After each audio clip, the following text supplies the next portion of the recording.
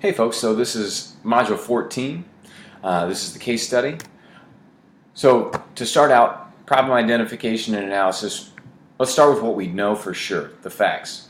So obviously we're working with Miss Tate, she's the classroom teacher. Dr. Harvey, that's the administrator in this situation.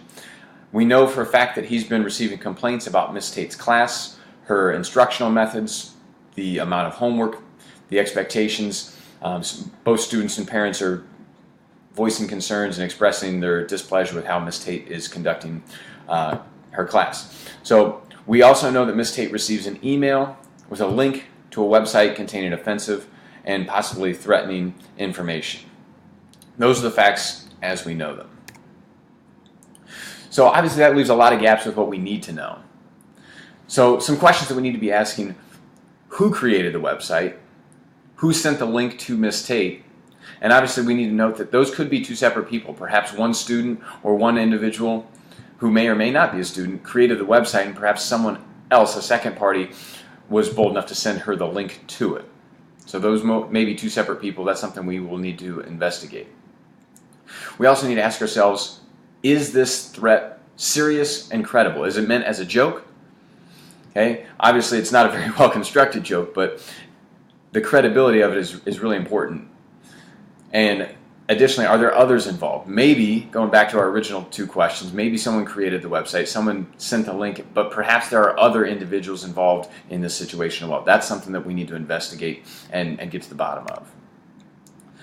So some of the problems that were noted in the case study: the fact that Ms. Tate has thrown out accusations with little or no basis for proof. That is obviously a major red flag. That's something that she should not be doing.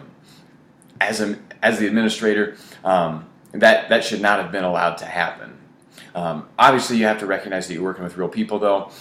So it may be a situation where you need to let her voice her concerns, but then we need to remind her that we can't take any sort of action until we have facts, and all of our action needs to be based on those facts.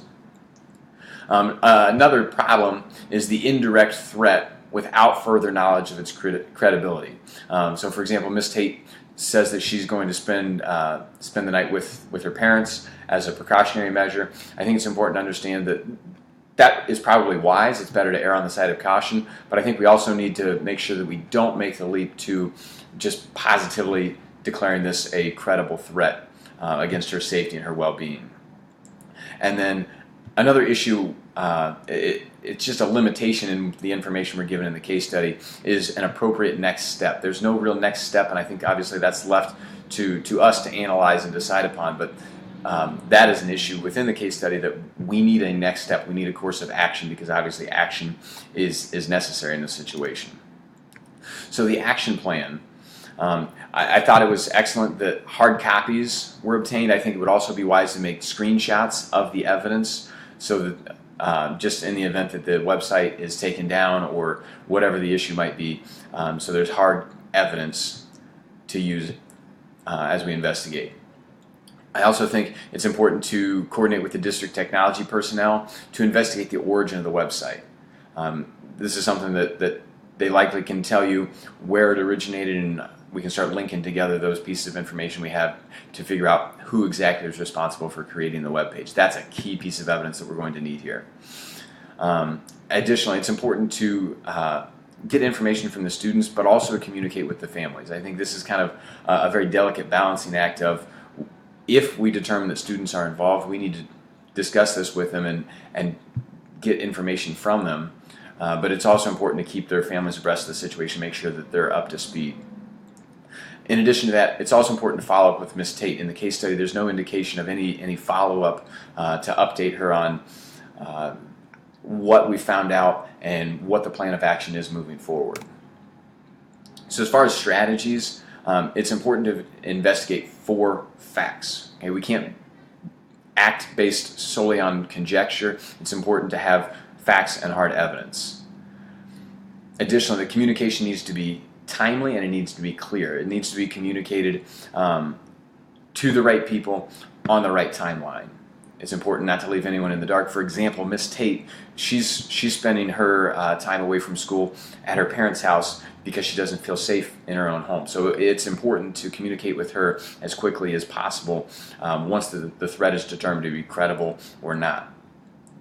Beyond that, all decisions in this need to be data-driven. Just like in our classrooms when we're making assessments and making academic types of decisions, the decisions here need to be data-driven and not based on opinions, not based on any potential biases.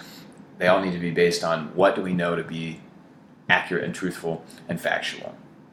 And lastly, another strategy would be making sure that we adhere to precedent, because this is something that we don't have to reinvent the wheel here. We need to make sure that we're following our school's policies, our district school board policies, as well as any state and federal mandates pertaining to situations such as this.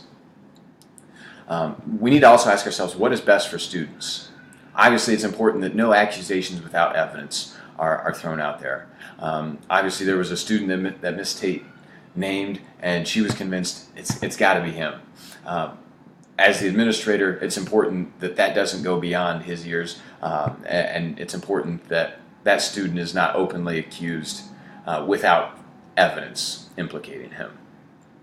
It's also important, once it's determined who is involved, it's important to clearly communicate the seriousness of the situation. I think this would be more applicable in the situation that the threat is deemed to not be credible, not seriously threatening her safety or well-being, and more just an expression of displeasure with her. I think it's important that whoever made that threat and shared the link with her, that they understand that this is a serious offense with possibly even criminal implications. So it's important they understand the seriousness of this situation.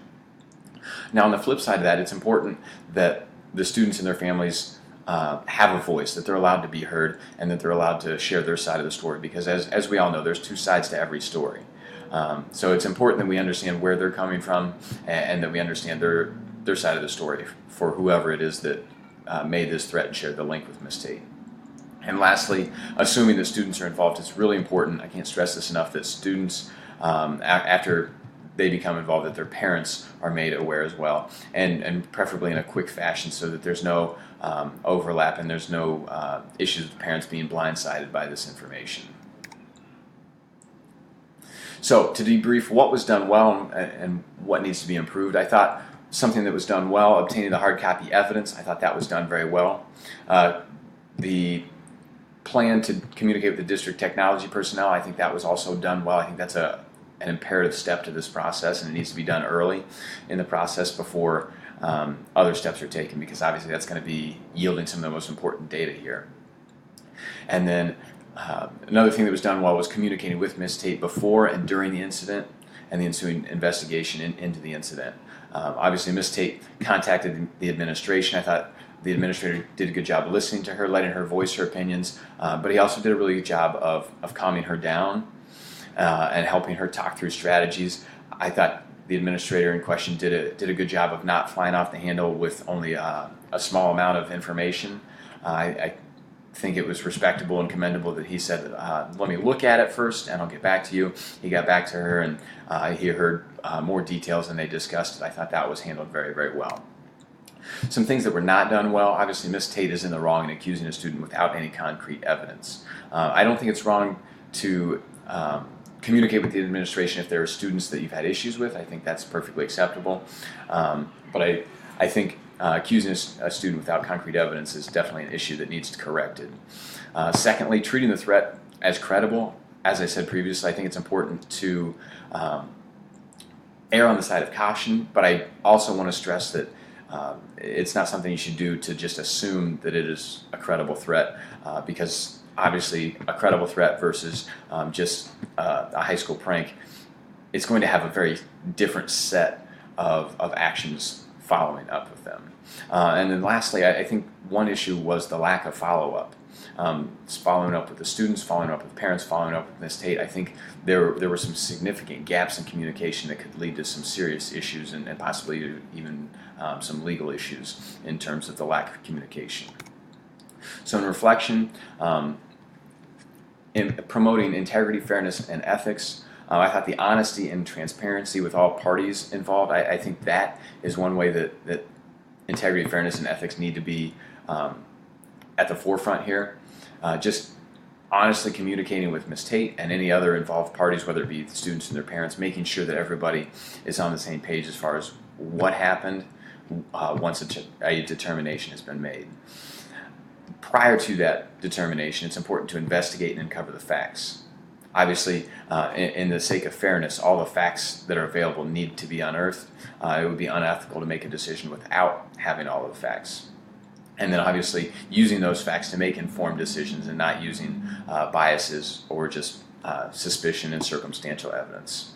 And then lastly, I think it's important to note that controlling the flow of information may be necessary in this situation, just simply from the standpoint of limiting the situation's negative impact on the involved parties. Obviously, if you want to go with the hypothetical situation of Miss Tate goes to class and sees the student in question that she is convinced did this act and accuses them publicly in front of the class, I think that can really have a negative impact on that student. And if that student turns out to be innocent, obviously that's going to have a very negative impact on Ms. Tate and on the district as a whole. It's going to reflect very poorly.